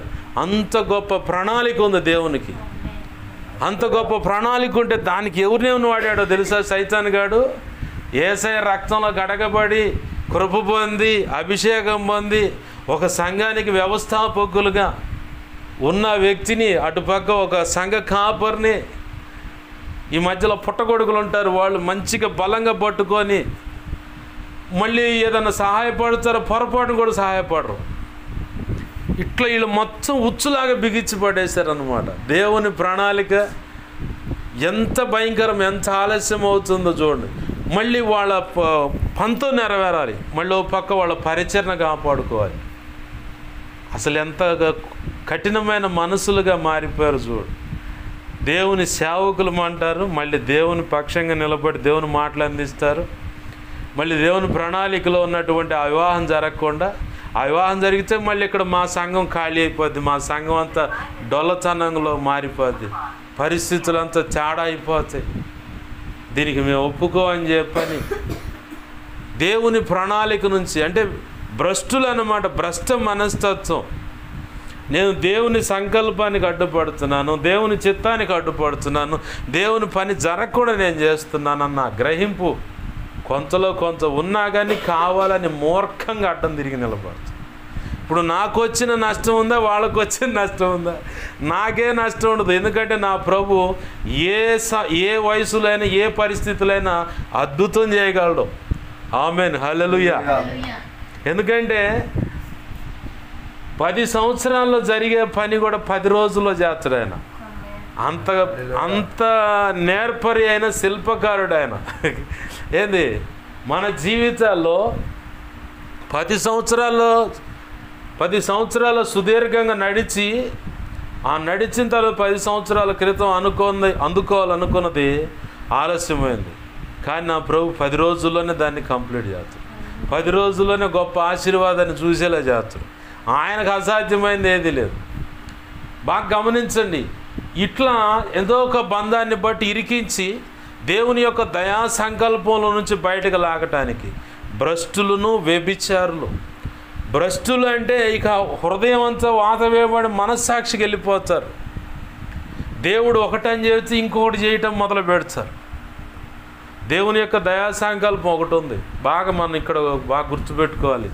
ఒక సంఘ క్రమం అనుకున్న దాని విషయంలో కూడా మనము ఒకటి అనుకుంటే ఒకటి చేస్తూ ఉంటాం దేవుని ఎదుట. నేను అదే చెప్తాను. దేవుని సన్నిధిలో ప్రార్థన చేసే విషయమైన ఒక క్రమం, ఆరాధనకు వెళ్ళే విషయంలో కూడా ఒక క్రమం. లేదు నువ్వే ఒక సేవకుడువో ఒక పరిచర్య బాధ్యతలు తీసుకొని వెళుతున్నావంటే దానికి ఖచ్చితంగా ఒక క్రమం ఉండాలి. ఆ క్రమం దాటి నిన్ను దేవుడు తప్పించడు. ఆ క్రమాన్ని దాటి తప్పించడు. ఆ క్రమానికి ముందో ఆ క్రమం తర్వాత నిన్ను నడిపిస్తాడు దేనికైనా. అది బాగా గ్రహింపు కలిగి ఉండాలి. ఒకవేళ ఆ క్రమానికి వెళ్ళకుండా నిన్ను అడ్డగించే మాట అయితే నిన్ను ఆపుతాడు, అంతేగాని ఇంక ఏ పని కూడా చేయనీడు, ఆపుతాడు. ఇప్పుడు నేను ఖచ్చితంగా బుధవారం రోజు పిడుగురాళ్ళ, దాచేపల్లి, గురజాల, కారంపూడి ఇట్లా జోలకల్లు తిరిగి వస్తా, ఖచ్చితంగా వెళ్తాం. ఆ క్రమంలోనే అన్నయ్య వాళ్ళ ఊరు, అంటే వాళ్ళ అత్తగారి ఊరు జంగమహేశ్వరపురం దాకా వెళ్తాం. అట్లా వెళ్ళి కారంపూడి తిరిగి వస్తాం. ఈ క్రమం వెళ్ళాలంటే ఆర్థికంగా లేకపోతే ఆగిపోతాం, లేదంటే ప్రార్థన చేసుకుంటాం. అంటే ఖచ్చితంగా ఆ క్రమానికి నేను ప్రిపేర్ అవ్వాలి. నేను ఒక క్రమశిక్షణ నేను వెళుతున్న సమాజానికి చూపించాలి. అలాగనే భావితరాల్లో నేను నడుస్తున్న విధానం ఇంకొక వ్యక్తికి కూడా దీవెనకరంగా, అంటే నేను ఒక రోల్ మోడల్ అవ్వాలి. ఇది మీకు ఇట్లా ఇంకొక విషయం కూడా చెప్తాను. 7:15, 7 అయితే మందిరంలో అడుగు పెడతాను నేను. ఇక్కడ చంద్రబాబు నాయుడు కాలనీలో 3వ లైన్లో తండ్రి సన్నిధి ఇంతకు ముందు ఉండేది. ఆ మందిరంలోకి సాయంకాలం 7:15 లేదా 10:07 మందిరంలోకి వెళ్ళిపోతాను నేను. ఎన్ని పనులున్నా సరే, అవసరమైతే మంచి కిరాయి వచ్చినా సరే 5 గంటల కానించే కిరాయిలు పోకుండా ఆపేస్తాను నేను అలా నష్టపోయి దేవుని పాదాలు పట్టుకున్నా. నా గొప్పతనం కోసం ఇది చెప్పట్లేదు, మీకు ఒక అనుభవపాఠంగా ఉంటుందని చెబుతున్నాను. ఒకప్పుడు ఒక ఆడపిల్ల విషయంలో 4-5 గంటలకల్లా కిరాయిలు వచ్చి నేను రాను అని టాటా వేసి ఆపుకొని రాత్రి 10 గంటల దాకా పడిగాపులు కాసేవాడిని. ఆ వ్యక్తిని చూసి వెళ్ళిపోవాలి. బాప్తీసు అనుభవంలోకి వచ్చిన తర్వాత అదే సాయంకాలం 4 గంటలు 5 గంటల సమయంలో కిరాయి లేని వస్తే పొర్రపాటును కూడా పోను, ఎమ్మడినే వచ్చాను. మాకు తెలుసు ఈ సంగతిలో, చాలాసార్లు బుక్ అయ్యాను, నేను రాను, యాడికి పోతాను.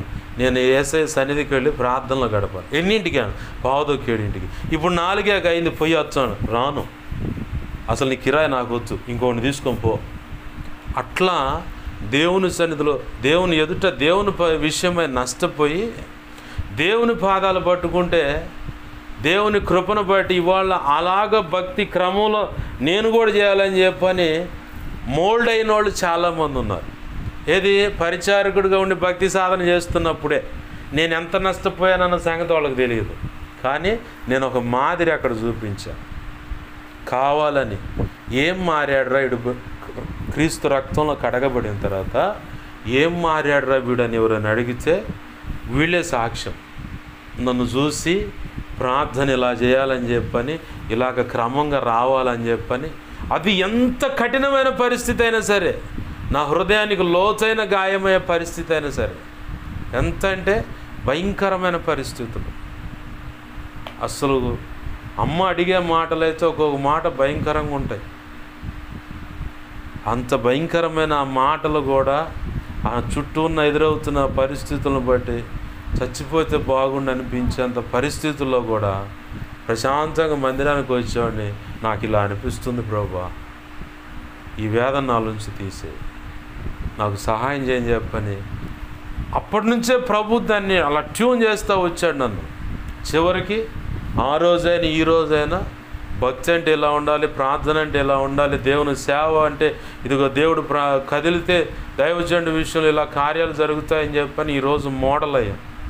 కారణం ఎంతో క్రమశిక్షణ చూపించటం వల్ల. బాగా గుర్తుపెట్టుకోండి, ఈ క్రమం తప్పేలా కూడా సైతానుగాడు చేస్తాడు. మనం ఎప్పుడైతే ప్రభు బల్ల ఆరాధన ఈ వారం కాదులే వచ్చే వారం తీసుకుందాం ఎప్పుడైతే నువ్వు నిర్లక్ష్యపరుస్తావో వెంటనే నీకు పతనం అనే దానికి మెట్టుపడ్డది, ఆధ్యాత్మిక పతనం అనే దానికి మెట్టుపడ్డది. ఆ తర్వాత ప్రార్థన, ఆ తర్వాత విజ్ఞాపన, ఆ తర్వాత వాక్యధ్యానం, ఇట్లా నిర్లక్ష్యపరుచుకుంటా ఇట్లానే వెళ్ళిపోతావు, పక్కకి వెళ్ళిపోతావు. చివరికి ఇంకా మీకు ఎగ్జాంపుల్ చెప్పాలంటే దాచేపల్లి ఉన్న అక్క మనకు సహకరించే అక్క, తనకు కావాల్సిన రీతిగా అన్ని టయాలు మార్చుకుంది. నేను కూడా అలానే తిరిగా, అసలు ఏం జరుగుతుందో చూద్దామని. చివరికి తేలిన ఫలితార్థం ఏంటంటే అసలు భయంకరమైన పరిస్థితుల్లో ఉన్నారు ఇప్పుడు వాళ్ళు. పైకి చెప్పుకోలేక, పిల్లల మాట వినక, ఆ పిల్లలు కూడా విగ్రహారాధన వైపు వెళ్ళిపోయి, అసలు ఎలా అంటే ఈ అన్న ఎదుర్కొంటున్న దానికంటే భయంకరమైన పరిస్థితుల్లో ఉంది. నన్ను చూసి అంటది, అక్క నీకు దేవుడు విశ్వాసం అనే వరం ఇచ్చాడు అక్క అంటే, ఊరుకున్నా నీకున్నంత ఓర్పు నాకు లేదని చెప్పాడు. ఒకళ్ళు అసలు అట్లా పురికొల్పుకుంటా దేవుని కృపను బట్టి ఇప్పుడు చిన్నగా చెప్తే ఏమో అవకాశం. ఎందుకంటే దేవుని దయా సంకల్పంలో ఉన్న వ్యక్తులు వాళ్ళు. ఆ దయా సంకల్పం నుంచి వాళ్ళని బయటికి లాక్కెళ్ళటానికి సైతానుగాడు ఉపయోగపెట్టిన వాళ్ళు ఎవరో తెలుసా? సొంత తల్లి, తోడబుట్టిన చెల్లెళ్ళు, తమ్ముడు. వాడు లాక్కపోయాడు పక్కకి. చివరికి తిరుపతి నుంచి వస్తూ ఉంటే కారు 3 పల్టీలు కొట్టింది. ఈ దారి నుంచి ఆ దారికి వెళ్ళింది, గాలిలో ఎగురుకుంటా పల్టీలు కొట్టుకుంటా. స్పాట్లో మొత్తం అయిపోయారు అనుకున్నారు. ఆ కారులో ఈ అక్క కూతురు, చిన్న కూతురు ఉంది.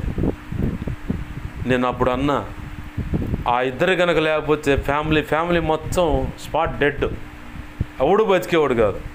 ఆ కారులో 2 రక్షించబడ్డ వాళ్ళు ఉన్నారు. వారిని బట్టి వాళ్ళు బతికారు. ఆ కుటుంబం కోసం మానక ప్రార్థన చేస్తూనే ఉంటారు ప్రభు కృపను బట్టి. ఆ ప్రార్థన ప్రకారమే అంత పెనుపద్రంలో కాలు ఇక్కడ ఇరిగింది, ఇక్కడ ఇప్పటికీ కుంటుతూనే ఉంటుంది. ఆ మధ్యకాలంలో ఒంట్లో బాగున్నప్పుడు అలా కుంటుతూ ఉంటే ఇంట్లో వాళ్ళంత భయంకరమైన మాటలు మాట్లాడి. ఒకప్పుడైతే ఒక్కతే కష్టపడేది. అమ్మా ఒకరు ఆ గిన్నె దేవే అంటే, పోయింది పద్దాకలు నాకు పని చెబుతావు ఏందని చెదరించుకునేవాడు. కొడుకు అరే ఇటు రారా, అది ఒకరు అందుకో అంటే మాకు పనిలేవు అయింది. భర్తను అడిగితే ప్యాకాటకు డబ్బులు ఇవ్వకపోతే ఎగిరిగిరి తినేవాడు. 10,000 50,000 ఇప్పుడు కావాలంటే పరిగెత్తుకుంటా పోయి తెచ్చి ఇచ్చేది. చివరికి కాలు ఇక్కడికి ఇరిగిపోయి కుంటుతూ ఉంటే పంది కూర్చొని తిన్నట్టు తింటున్నావు అని చెప్పి అమ్మకు చెప్పి ఏడ్చింది. నాకు చెప్పదు ఇలాంటి విషయాలు. నాకు చెబితే ఇప్పుడు మీ ముందు ఎలా అయితే కళ్ళ నిండా నీళ్ళు తీసుకొని ఉన్నానో అలా ఏడుస్తా కూర్చొని. అస్సలు అంత వేదన పగోడి కూడా రాకూడదు అనుకుంటా నేనైతే. ఎవ్వరూ సహకరించరు. లక్షల రూపాయల అప్పు నెత్తి మీద ఉంది. ఓ పక్క దేవుని ప్రణాళిక, మరో పక్క దేవుళ్ళు గడపలేకపోతున్నానని చెప్పని ఏడుపు, ప్రభు వాళ్ళు చేయలేకపోతున్నానని చెప్పని, దేవునికి ఏ రకంగా ఉపయోగపడలేకపోతున్నాను, నా దేవుని నామం అవమానపరచబడుతుంది నా వాళ్ళ మధ్య. ఏందన్న ఈ పరిస్థితి అంటే అంతా ఇని పక్కకు వచ్చి దారిని ఏడుస్తూ వచ్చేవాడిని నేను. ఆ దాచేపల్లి వెళ్ళినప్పుడు వినేవాడిని, ఏడుస్తూ వచ్చేవాడిని. వాళ్ళు సహకరించకపోతే బస్టాండ్లో కూర్చొని వాళ్ళకి ప్రభు వాళ్ళు ఇచ్చాను నేను. బస్టాండ్లో కూర్చొని, ఆ బస్టాండ్లోనే కూర్చొని అమ్మ నేను ప్రార్థన చేసి, ఆ కొన్ని రోజుల తర్వాత ప్రభు కృపను బట్టి ఆ ముస్లిం కుటుంబాన్ని పరిచయం చేస్తే వాళ్ళ కాడపోతే 2 రక్షించబడ్డారు. అసలు ఎంత అంటే ఈ దేవుని యొక్క దయా సంకల్పం నుంచి పక్కకు లాగటం. ఎవరెవరిని ఉపయోగపెడతాడు ఇక్కడ చూడండి. అటువైపు ఏమో సేవకులను కూడా ఉపయోగపెడతాడు. వీళ్ళ తపన పంచం ఏంటంటే, వీళ్ళ తపన వ్యవహారం అంతా ఏంటంటే వాళ్ళ పంచం నెరవేరాలి. నువ్వు నీ పంచాన్ని నెరవేర్చుకోవడానికి నువ్వు ఒక ఏసావు అంటే భ్రష్టుడిగా మారిపోతున్నావు, ఇంకొకరు పక్కకు లాగుతున్నావు. దేవుని యొక్క దయా సంకల్పం నుంచి పక్కకు లాగటం. మన జీవితాల్లో కూడా మన సంఘాల్లో పెరుగుతూ ఉంటాం. నా విషయంలో చాలాసార్లు జరిగింది. నన్ను ఎనికి లాగటానికి నా ఆత్మీయ తండ్రి అడిగాడు. చాలామంది లేఖనాలు అడిగిపోయారులే కానీ మళ్ళీ వచ్చి ఆయా సంఘంలో నిలబడ్డారు. కానీ ఇంక మళ్ళీ వచ్చి సంఘంలో చేరాను. వాళ్ళు చెప్పే మాటలన్నీ విన్నా, మెలకుండా పక్కకు వచ్చా. ఆ తర్వాత దేవుడు ఇంకోసారి పరిచర్యకు అవకాశం ఇచ్చాడు, చేశా. తర్వాత మళ్ళీ ఆడికే దేవుడు తీసుకెళ్ళాడు. కొన్నాళ్ళు నిలబడ్డా. చివరికి నా స్నేహితుడు అన్నాడు, నువ్వు ఆడికి వెళ్ళా అబ్బాయి. నేను వెళ్ళనన్నా. దేవుడిని అడిగా, ఇట్లా దైవజనుడు వెళ్ళమంటున్నాడు, ఏంది ప్రభు అంటే, రెండో రాజులు 10వ అధ్యాయం ద్వారా దేవుడు మాట్లాడు. అక్కడ కొంచెం రిపేర్ చేయాలి, నువ్వు వెళ్ళి ఆడికా. సరే ప్రభు అని వెళ్ళాను. 2024 సంవత్సరం టంగ్మని 12 దట్టింది. వెంటనే దేవుడు మాట్లాడుతున్నాడు, ఈ సంవత్సరం ఈ తండ్రి సన్నిధి పరిచర్యకి చావు దెబ్బ తగులుతుంది, కోలుకోలేని దెబ్బ తగులుతుంది, ఇది కోలుకోలేని దెబ్బ తగులుతుంది అన్నాడు. ఇక అంతే. వాళ్ళంతా సంతోషంగా ఆర్భటిస్తున్నారు. నేను మాత్రం ఆ ఆర్భాటపు స్వరాల మధ్యలో, ఆ వాయిద్యాల శబ్దాల మధ్యలో దేవుని స్వరం నేను వింటున్నా. ఈ సంవత్సరం, ఈ 2024 సంవత్సరంలో ఈ తండ్రి సన్నిధి పరిచర్యకు చావు దెబ్బ తగులుతుంది చెప్పాడు. ఇక అంతే. ఇక దాని గురించి దిగులుగా ఆలోచిస్తూ కూర్చున్నా. నా ఆత్మీయ తండ్రిగా నా చుట్టూ ఉన్న వాళ్ళు కొంత నా గురించి తెలిసిన వాళ్ళకి అవగాహన ఉంటుంది. ఏదో దేవుడు మాట్లాడాడు తనతో, ఇంత సైలెంట్ అయిపోయి ఇంత దిగులుగా ఉన్నాడని చెప్పని. 4 రోజులు ఆ వేదన అనుభవించిన తర్వాత ఏం చేయాలి ప్రభు అంటే, ఇప్పుడు వాక్యంలో చెప్పాడు, వాక్యంలో చెప్పు ఇప్పుడు. అప్పుడు చెప్పా, నా వెనకమాల ఇప్పుడున్న బ్యానర్ డిజైను తండ్రి సన్నిధిలో మీటింగ్స్లో డిజైన్ అనమాట అది. ఆ మీటింగ్స్లో 2018 ఇక అదే ఆఖరు నా జీవితానికి. ఇంకా 2018లో కాదు 17లో అట్టుకుంటా. తర్వాత తలకు ముళ్ళ కిరీటం పెట్టింది అది ఆ డిజైన్ పెట్టినప్పుడు ఒఫిరయ్య గారు వచ్చారు. 2018లో అట్టుకుంటా ఒఫిరయ్య గారు వచ్చారు. ఇంకా తర్వాత 2017లో ఆ డిజైన్ ఆ బ్యానర్కి వెళ్ళాడు చూపిస్తా. ఈ బ్యానర్ ఏ పరిచయలో వాడబడిందో సభల్లో ఆ సేవకు ఈ సంవత్సరం చావు దెబ్బ కోలుకోలేని దెబ్బ తగలబోతుందని. అయినా ఆడే నిలబెట్టాడు ప్రభు. చివరికి మొన్న ఈ మధ్య దేవుని యొక్క దయా సంకల్పం నుంచి మళ్ళీ లాగాలని ప్రయత్నం చేస్తే దేవుడు ఇక ప్రభు ఇక నేను మానుకుంటా అని చెప్పాను. కాదు, కొద్దిగా ఆగు అండు, కొంచెం ఇంకా నాకు పని ఉంది నీతో, నువ్వు నిలబడి చేయాల్సింది ఉంది, కొద్దిగా ఆగు అండు. లేదు ప్రభు, ఇక్కడ పరిస్థితులు భిన్నంగా ఉన్నాయి, అంత ఇంకా వ్యతిరేకంగా కనపడుతున్నాయి నాకు, నేను ఉండను ప్రభు అన్న. కాదు, కొద్దిగా ఓపిక పడు. నేను పంపించిన కాడ నీకు అందరూ పూలదండలు వేస్తారని నేను చెప్పలేదురా నీకు. నిందల అవమానాలు ఉంటాయి, అయితే వాళ్ళ సంగతి నేను చూసుకుంటా. ఆ నిందల అవమానాలు అనుమతించిన వాళ్ళ సంగతి నేను చూసుకుంటా. ఏంది నువ్వు మాత్రం నిలబడరా? సరే ప్రభు అని నిలబడ్డాను. తర్వాత దైవజనుడు శాలింరాజు గారు మొన్న ఈ మధ్య 3 రోజులు కోటాలు జరిగి, ఆ కోటాలు జరిగి అయిపోయి 3వ రోజు వెళ్ళాను నేను. 2 రోజులు నేను పోవాలి, నాకున్న ఆర్థిక ఇబ్బందులు నాకున్నాయి, అటు ఇటు తిరగాలంటే ఏమున్నాయి రూపాయి. ఇక అందుకని నేను పోకుండా చివరి రోజు దేవుడు వెళ్ళు అంటే వెళ్ళి ఆడకపోయిన తర్వాత మరి అంతకుముందు రోజులు ఆ సౌండ్ సిస్టమ్ ఎట్ట పని చేసిందో మనకు తెలియదుగా. 3వ రోజు ముందు ఆ పిల్లగాడు ఉండవు, వాడు ఎట్ట పెట్టిండో నాకు తెలియదు. నేను వెళ్ళి ఆడ కూర్చున్న సౌండ్ సిస్టమ్ అంతా చూసుకొని కూటం అయిపోయి ఇంటికి వచ్చా.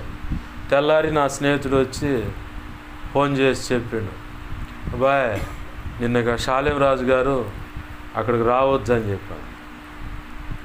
అదేంది అన్న. దావీదాన్ని నీకు చెప్పమన్నాడు ఈ సంగతి, రావద్దు అన్న. నువ్వు బాధపడుతుంది అని చెప్పని ఇట్లా చెప్పమన్నాను.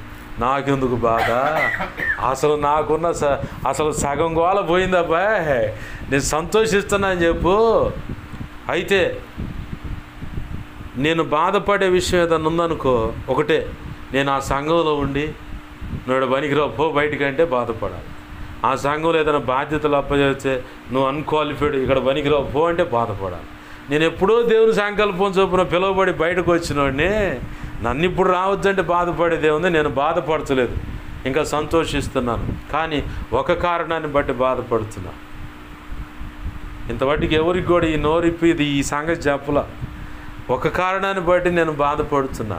ఏంటంటే ఆ దైవజనుడు యొక్క మాట అక్కడున్న సంఘస్థులు వినట్లేదు. ఎవడి ధోరణిలో వాళ్ళు ఉన్నారు. ఆ సంఘం ఎలా ఉందంటే ఎలా పడితే అలా ఉంది. ఈ కారణాన్ని బట్టి నేను బాధపడుతున్నా అని చెప్పు. ఇంక ఇదే బాధ. ఎందుకంటే నేను ఆధ్యాత్మికంగా పుట్టి పెరిగిన తల్లి సంఘం అది. దాని విషయంలో నన్ను కదిలిస్తే భయంకరమైన ఏడుపు వచ్చుద్ది నాకు. ఆత్మీయ తల్లి తండ్రి విషయంలో అయినా వాళ్ళ విషయంలో అయినా భయంకరమైన ఏడుపు వచ్చుద్ది అన్నమాట. ఇప్పుడు దేవుని యొక్క దయా సంకల్పం నుంచి ఎట్లయినా సరే మళ్ళీ లోపలికి ఆహ్వానించారు. అంటే ఆ దయా సంకల్పం ఏముంది లేదు పక్కన పెట్టేసి చాలామంది సక్సెస్ కాక మళ్ళీ వచ్చారు. ఇదేముందిలే కానీ రా రా అని చెప్పన్నాను. నేను రాను. దేవుని మహా ఉచిత కృపను బట్టి నేను ఒకటే మాట చెప్పాను నా స్నేహితుడికి, అయ్యా రావద్దు అన్నదా బట్టి నేను బాధపడచలేదు, ఇంకా పగలు ఇంకో చాట ఆరాధన మొదలు పెట్టుకుంటా. దేవుని కృపను బట్టి నెమ్మచోట్ల ఉదయం 8 గంటలకు ఆరాధన మొదలు పెట్టాడు. ఆ తర్వాత ప్రభు కృపను బట్టి ఇక్కడ. ఇప్పుడు నేను నష్టపోయానా?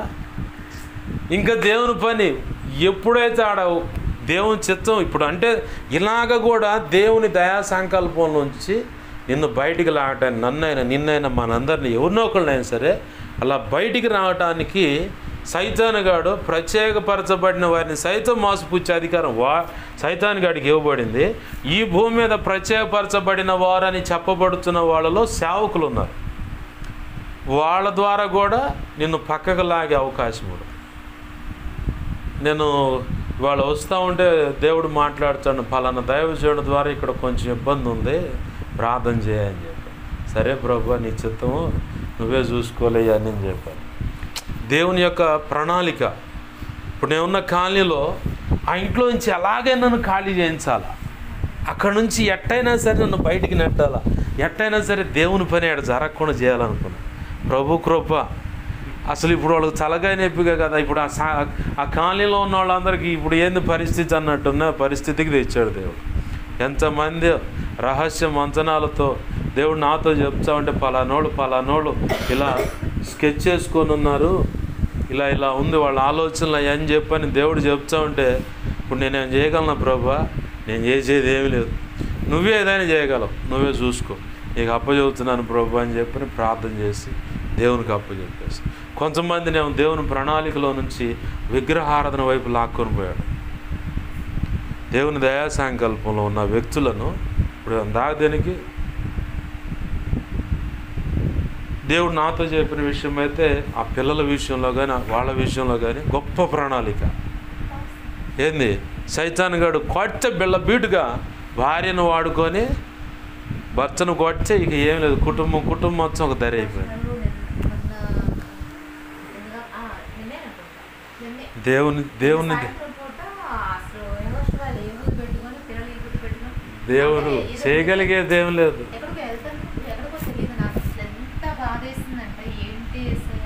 కానీ ఒక్క దర్శనం చూసారు వర్ష గారు. మరి ఏమన్నా అనుకోండి, నాకు దేవుడు అంటే అలా జరగాలని కోరుకోవట్లేదు. దేవుడు నాకు చూపించిన దర్శనం ఏంటంటే నేను ఏడుస్తా ప్రార్థన చేస్తాను. అంటే నేను ఎవరిని ఏమన్నా విగ్రహారాధనలో ఉన్న వాళ్ళు ఇంకా ఎక్కువ ప్రేమిస్తాను. నాకు ఇచ్చిన దేవుడి తలంపది. అక్కడ ఒక వ్యక్తి భయంకరంగా పాపం చేస్తున్నా డైరెక్ట్గా మాట్లాడతాను అమ్మాయితో, వెళ్తాను మాట్లాడుతూ దేవుడు నాకు అవకాశం ఇస్తే దేవుడు మాటలు చెప్తా ఉంటారు. భయంకరమైన తాగొచ్చేసి వాళ్ళు అక్కడ కూర్చుంటే అక్కడ వార్తను చెప్తా ఉంటే నేను వార్తను చెప్తాను. అసలు మాస్టర్ గారు నేను ఏడుస్తుంటే దేవుడు నాతో మాట్లాడాను. దానికి చూపించిన దర్శనం ఏంటంటే ఏడ్చుకుంటూ మీ దగ్గరకు వచ్చాడు మాస్టర్ గారు. దేవునికి మహిమ కలుగును. ఇంకొక దర్శనం చూసాను మాస్టర్ గారు. ఇప్పుడు జస్ట్ మీరు ఎక్కడో ప్రార్థన, నాకు దేవుడు ఎందుకంటే జస్ట్ మీకు అబద్ధం చెప్పకూడదు చెప్తున్నాను. ఎందుకంటే ఏ విషయంలో నేను అబద్ధం చెప్పను. ఎందుకు ఆ ప్రాణాలకు ఇచ్చాడు తెలియదు. అది రోడ్డు మీద అయినా సరే, ఇప్పుడు సీతకు ప్రార్థన చేస్తారు, అది నడి రోడ్డు. అక్కడ ఒక అబ్బాయి కరెక్ట్ అసలు ఆ బజార్కి ఇప్పుడు మా పిన్ని వల్ల అక్కడ నేను ఎక్కువ ఉంది. ఈ అబ్బాయి ఆ ఇంట్లోనే ఎక్కువ ఉంటాడు, అక్కడే 4 ఇళ్ళలో ఉంటాడు ఎక్కువ, ఇక్కడ ఉండడు తక్కువ, ఇంకా అక్కడే ఉంటారు ఇద్దరు. ఆ స్తంభానికి 14 సంవత్సరాల అబ్బాయి షాకు చనిపోయాడు. నేను మోకరించిన కాడ, మీరు సీతకు ప్రార్థన చేసిన కాడ ఆ బజార్కి నాకు ఇప్పుడు కూడా పోయినాయి. కానీ దేవుడు అక్కడ మోకరించాను. నాకు ఇప్పుడు చెప్పాడు ఏ స్థలం నేనేమనుకున్నా ఫస్ట్ ఇప్పుడు దీవెన దగ్గరికి ఇలా టెక్నిక్స్తో ఉంచేస్తావా సరే, ఆ అమ్మాయి తనకు ఏ ఆలోచనలో ఉంది, కనీసం బయటకు తీసుకొచ్చి ప్రార్థన చేపిద్దాం అని చెప్పి ఆలోచించే కదా. ఏ స్థలానికి ఎక్కడికి వెళ్ళినా ఎక్కడ మోకరించాలి, ఎవరైనా నీకు ఒక ఆత్మ ఇచ్చినప్పుడు అక్కడ మోకరించి ప్రార్థన చేస్తా, ఇంకొకళ్ళ కోసం ప్రార్థన చేస్తా. ఎక్కడైనా సరే, అది రోడ్డు అయినా సరే. మొన్న మీ ఇద్దరు టీ తాగడానికి వెళ్ళారు, దేవుడు ఇక్కడ మోకరించన్నాడు కళ్యాణ మండపంలో, అక్కడ కూర్చుని అక్కడ అన్ని రోడ్లు అయిపోయినాయి. లాస్ట్ తీసుకొచ్చి కళ్యాణ మండపంలో కూర్చోబెట్టి ఇక్కడ ప్రార్థన చూపిస్తున్నావు ఏందన్నాడు. నువ్వు అడిగిన ప్రశ్నకి నా దగ్గర నీకు సమాధానం కావాలి వేసాను, ముందు మోకరించి ప్రార్థన చేసి అని అక్కడ మోకరించి ప్రార్థన చేస్తాను పాస్టర్ కళ్యాణ్ గారి కోసం. అతను చెప్పి నేను చేశాను. ఇంకెక్కడ నేను మనం ఎవరింటికి వెళ్ళినా ఎక్కడికి వెళ్ళినా మోకరించి జస్ట్ అట్లా మోకరించి అతని కోసం ఒక నిమిషం ప్రార్థన చేస్తాను.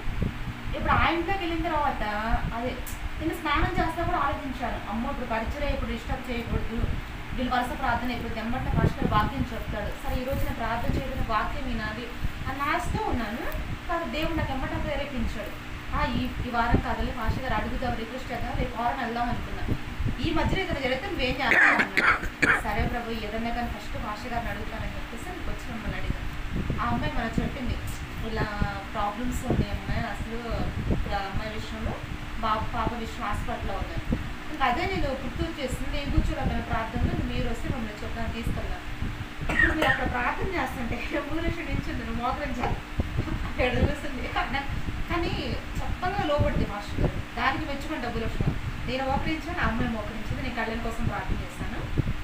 మీరు ప్రార్థన చేస్తున్నప్పుడు నాకు చూపించిన దర్శనం, పాప చనిపోయింది ఆల్రెడీ. అతను చూపించింది, దేవుడు చూపించిన దర్శనం. పాప చనిపోయింది చూశాను. మీరు ప్రార్థన చేస్తారు, మళ్ళీ ఆ పాప చేతుల్లో చూడాలి అని చెప్పేసి మీరు ప్రార్థన చేస్తున్నప్పుడు వాళ్ళ మామయ్య గారు అంటే ఆయన నుంచి ఆ అమ్మాయి వాళ్ళ ఆయన అనమాట, వాళ్ళ హస్బెండ్ చేతులు మళ్ళీ దేవుడు ఆ పాపను చూశాను మాస్టర్ గారు. దేవునికి అసలు షాక్ అనమాట నాకైతే. అసలు మళ్ళీ మీరు బయటకు వస్తున్నారు కదా, దేవుడు గొప్ప కార్యం చేయబోతున్నాడు అని చెప్పేసాను. దేవుడు గొప్ప అనిపించింది. ఇంకా అలానే నాకు యెహోషువను చూడగానే నాకు వచ్చిన ఈరోజు మిమ్మల్ని నేను అంటే జస్ట్ ఫస్ట్ గారు, ఎందుకంటే యెహోషువ తీసుకెళ్ళి వాళ్ళు మా మేనత్తోళ్ళు మా మేనత్త పిల్లలు మీరు ప్రార్థన చేయండి ఫాస్ట్ గారు అని చెప్పి తన తీసుకెళ్ళాలి. ఆయన ప్రణాళిక మీరు అంటారు చూసావా, ఎటు నుంచి ఎటు తీసుకొచ్చిందో చూస్తారు ఫాస్ట్ గారు. దేవుని యొక్క దయా సంకల్పం ఒకవైపు మిస్ అయితే ఇంకోవైపు నుంచి అయితే ఇక్కడ మనం బాగా నేర్చుకోవాల్సిన విషయం ఏంటంటే లేఖన భాగంలో ప్రభు సెలవిచ్చినట్లుగా ఒక వ్యక్తిని దేవుని యొక్క దయా సంకల్పం నుంచి తప్పించడానికి విగ్రహారాధన కూడా ఇంకొక ఆయుధమైంది. వ్యభిచారుడు అంటే వ్యభిచారి అనే మాట అక్కడ కనపడుతుంది.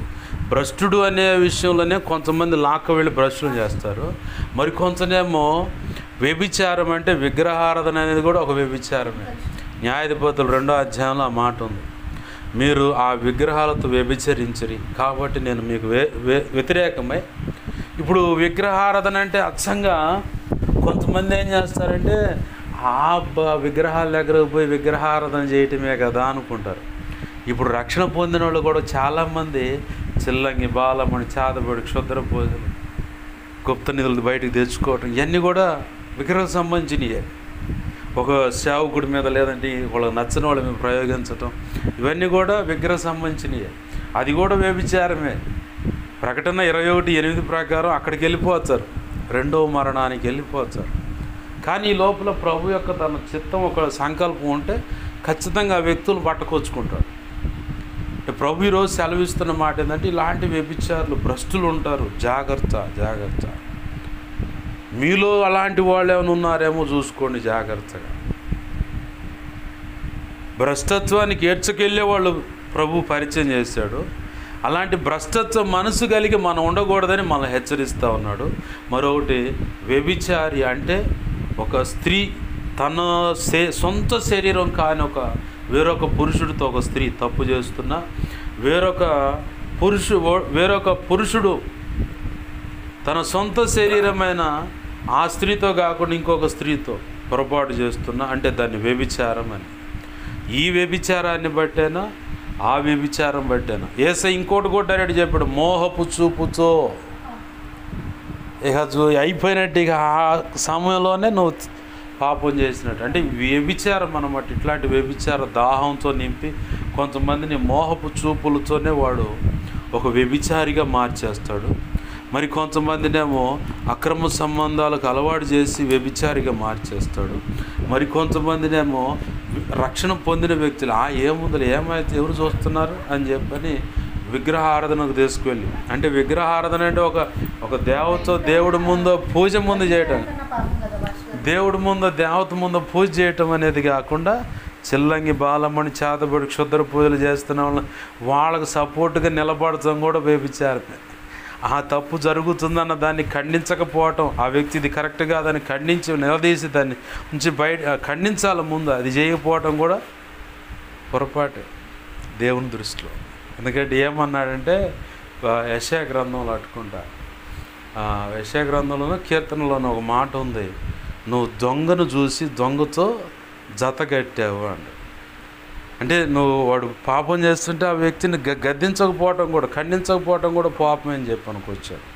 కాబట్టి మనము ఇలాంటి చెడు గుణాలు మనలో లేకుండా ప్రభువా సహాయం చేయండి అంటూ అలాంటి వ్యక్తుల విషయంలో జాగరూకులమై వారు వేసిన ఉచ్చులో చెక్కబడకుండా బయటపడేలాగా ప్రభు పాదాలు పట్టుకొని జాగ్రత్త పడి బయటికి రావటము.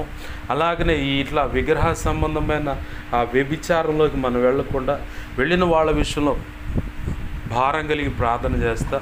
భ్రష్టత్వానికి ఏడ్చుకు వెళ్ళే వాళ్ళు ఉంటారు, ఆ బంధకాలు తెంపుకోవాలి. మనం తెంపుకుంటేనే స్వాస్థ్యాన్ని మనం పొందగలుగుతాం. ఏసావు ఏం చేశాడు? ఆ ఎర్రగా చిక్కుడుగా కూర బాగుందరే, అది నాకు పెట్టు అన్నాడు. నీ జ్యేష్ఠత్వం నాకు ఇస్తావా అన్నాడు యాకోబు. దేముందులే తీసుకోవాలి అంటే నిర్లక్ష్యం అన్నమాట. ఏదో ఒక చిన్న దానికోసం, డబ్బు విషయంలో కానీ, సుఖం విషయంలో కానీ, బంధుత్వాల విషయంలో కానీ, అటు ఇటు అని చెప్పని ఇక రకరకాలన్నమాట. స్నేహం విషయంలో కానీ చాలా జాగ్రత్తగా ఉండాలి. పౌలు భక్తుడు అంతా 3 సంవత్సరాలు ఎంతో కష్టపడి, 3 కాదు ఇంకా ఎన్ని సంవత్సరాలైనా ఆ హెబ్రీల విషయంలో కష్టపడి సంఘాన్ని కడితే ఆయనకు వచ్చిన డౌట్ ఇలాంటి భ్రష్టుడు ఉంటాడేమో, వ్యభిచారి అయిన వాడు ఉంటాడేమో, జాగ్రత్తగా చూసుకోండి అన్నాడు. అంటే అనుమానం వచ్చింది అక్కడ. మన విషయంలో కూడా దేవునికి అనుమానం అనేది పుట్టకుండా మనం జాగ్రత్త చేసుకొని దేవుడికి చెప్పిన క్రమంలో సాగిపోతూ ప్రభు యొక్క కృప పొందుకొని ఆయన శ్రేష్టమైన ఆశీర్వాదాలు మనం పొందటమే కాదు, భావితరాలకు అందించడమే కాదు, మన ఉన్న సమాజము, రాష్ట్రము, దేశం, ప్రపంచ దేశాలు ఉన్న సకల ప్రజలందరికీ కూడా అందించి ధన్యజీవులం అవుదాం. అట్టి కృప దేవుడు మనందరికీ అనుగ్రహించునుగాక. ఆమె చిన్న మాట ప్రార్థన. ప్రేమగల మా కన్న తండ్రి యేసయ్యా, నీకు వందనాలు, కృతజ్ఞతాస్తుతులు మా ప్రభువా. పిచ్చబడ్డ వాక్యము వెలువడ చేసిన ప్రతి మాట వ్యర్థమైపోకుండా మా హృదయాల్లో పదిలిపరచండి. అనేక పర్యాలు నెమరు వేసి అయ్యా మమ్మల్ని మేము జాగ్రత్త చేసుకోవడానికి మాకు సహాయం చేయండి. ఏసావు వంటి భ్రష్టుడు, వ్యభిచారి ఒకవేళ మీ మధ్య ఉండునేమో, జాగ్రత్తగా చూసుకోండి అన్నాడు పౌలు భక్తుడు.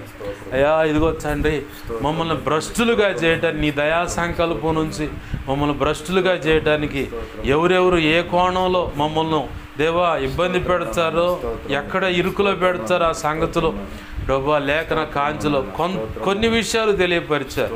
ఇంకా చాలా విషయాలు ఉన్నాయ్యా. మేము భ్రష్టులు, ఇప్పుడు భ్రష్టత్వానికి మమ్మల్ని ఏడ్చుకెళ్ళాలనుకుంటున్న విషయాలు, ఆ విషయాలు మీరు మాకు తేటగా తెలియపరచండి. నీ కృపలో మమ్మల్ని వర్ధిల్ల చేయండి. అలాగనే ప్రభువా అయ్యా ఇదిగో తండ్రి, వ్యభిచారి ఇదిగో తండ్రి ఒక మోహపు చూపు చూస్తేను, ఒక స్త్రీతో ఒక పురుషుడితో ఇలా పాపం చేస్తేను, ఇదిగో తండ్రి మరొకటి విగ్రహారాధన, రక్షణ పొంది కూడా విగ్రహారాధన చేస్తాం. ఆ విగ్రహారాధనలో కూడా చిల్లంగి, బాలమణి, చాతబడి, క్షుద్ర పూజలు, వశీకరణని అయ్యా ఇదిగో తండ్రి పలు రకాలు ఉన్నాయి అయ్యా. వాటన్నిటి విషయంలో కూడా మేము వ్యభిచారులము అని చెప్పని దేవ అలాంటి అనుభవం ఉందేమో చూసుకోండి అన్నా ప్రభా. అలాంటి అనుభవం మా జీవితాలు ఉంటే తొలగించండి ప్రభా. అలాంటి అనుభవంలో ఉన్న వారి విషయమై భారం కలిగి ప్రార్థించే భాగ్యం మాకు దయచేయండి ప్రభా.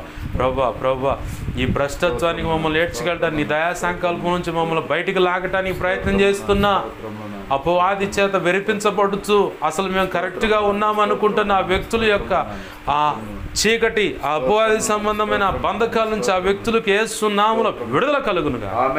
అలాంటి వారి యొక్క దేవ యుగతండి ఆ మాటలు కానీ, వాళ్ళ యొక్క ప్రభావం కానీ, వారి యొక్క ఒత్తిడి కానీ మా మీద ఉంటే యేసునామములో అది తొలగిపోవును గాక. నీ హస్తము చాపబడి దేవా బంధకాలు చంపబడి ఇదిగో తండ్రి మార్గం సరళపరచబడి నీ చిత్తం, నీ దయా సంకల్పం, నీ ఉన్నత ప్రణాళిక ఏమైనదో అది నీ చిత్త ప్రకారం, నీ చిత్తమైన అయా ఇదిగో తండ్రి సంఘములైనా, నీ చిత్తమైన స్థలములైనా, నీ చిత్తమైన కుటుంబములైనా, నీ చిత్తము ప్రకారంగా దైవజనుల పక్కన నిలబడి అయా ఇదిగో తండ్రి దైవజనులతో కలిసి అయా నీ చిత్తము నెరవేర్చి ఆ ప్రణాళిక నెరవేర్చి నేను మాయంపరుచుకునే భాగ్యం నాకు మాకు దయచేయండి ప్రభా. ప్రార్థనలోకి పిలుస్తున్న ప్రతి బిడ్డకు దయచేయి. అన్ని విషయాల్లో అన్ని విధాలు మీరు చూడండి. అన్ని విషయాలు 2 తిమోతి 2:7 సెలవిచ్చినట్టు వివేకమును దయచేయి, ఆత్మ వేచన మాకు దయచేయండి ప్రభు.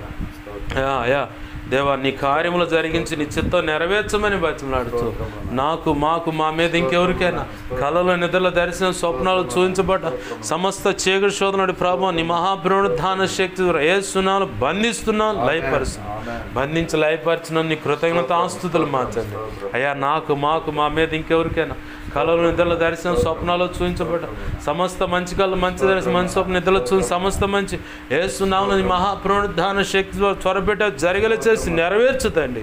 త్వరపెట్టే జరిగేలా చేసి నెరవేర్చినందుకు కృతజ్ఞతాస్తుతులు మార్చండి అయ్యా. అయ్యా ఇదిగో ముఖాముఖి కానీ వాట్సాప్ల ద్వారా ఫేస్బుక్ ద్వారా కానీ మా కోసం ప్రార్థించండి పలు విధాలుగా అడిగిన ప్రతి ఒక్కరు అవసరత నీ కృప చేత యేసునామములో తీర్చబడును గాక.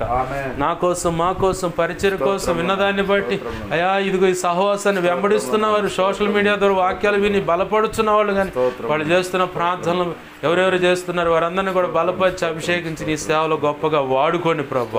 అయ్యా ఈ ప్రాంతంలో ఉన్న సంఘ బిడ్డలందరినీ దీవిస్తున్నాను. ఈ పరిచయం కూడా ఆశీర్వదించండి. నీ సమస్త కార్యములు జరిగించి నీ చిత్తం నెరవేర్చి నువ్వు మాత్రం మహిమ పొందమని నీకే వందనాలు కృతజ్ఞత ఆస్తుతులు చెల్లిస్తూ సమస్తంలో చోటు నడిపించు నువ్వు మాత్రం మహిమ పొందమని మా ప్రియుడును మా రక్షకుడైన యేసే ఉన్నతనంత శక్తిగల నామములోనే నీ వాక్యాన్ని హెచ్చించుకుంటూ నీ నామాన్ని ఘనపరుచుకుంటూ 2 తిమోతి 1:12 ప్రకారం ఆ లేఖనాన్ని బట్టి నీ ఆ గడి వరకు కాపాడ సముద్రాన్ని అయ్యే ప్రాంతంలో ఎక్కిపిస్తున్న బిడ్డలు ఇక్కడ ఉన్న సంఘ బిడ్డలను అయ్యా సమకూడి అందరినీ చేతులకు నన్ను మమ్మల్ని అప్పచెప్పుకుంటూ యేసే నామంలోని ప్రార్థన సమస్తం పొందుకొని దేవా నిన్ను మహింపరుచుకుంటూ బిడ్డలను దీవించి ఆశీర్వించి చేతులకు అప్పచెబుతున్నాం మా తండ్రి ఆమేన్. ఇప్పుడు మన తండ్రి అయిన దేవుని ప్రేమయు ఆయన ప్రియకుమారుడైన యేసుక్రీస్తు వారి కృపయు పరిశుద్ధాత్మ దేవుని అన్యోన్య సహాయ సహవాసము సమకూడిన అలాగనే ప్రార్థనలు దైవచిత్త ప్రకారం ఏకీవిస్తున్నా అలాగనే సార్వత్రిక సంఘంలో ఉన్న సకల పరిశుద్ధులకు నిత్యత్వము చేరు పర్యంతరం సదాకాలము తోడై ఉండి ప్రభు చిత్త ప్రకారం తన దయా సంకల్పం చొప్పున మనందరూ నడిపించి ఆయన ఘనమైన పని జరిగించుకొని మన ద్వారా ఆయన మహిమ పొందును గాక. ఆమేన్. యేసు రక్తమునకేచే ప్రభు యేసు రక్తమునకేచే ప్రభు యేసు నామమున సంపూర్ణమైన విజయం కలుగును గాక.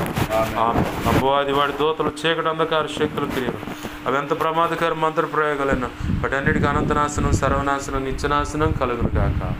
ఆమేన్. యేసు రక్తమునకే జయము జయము జయ యుద్ధము యెహోవాదే.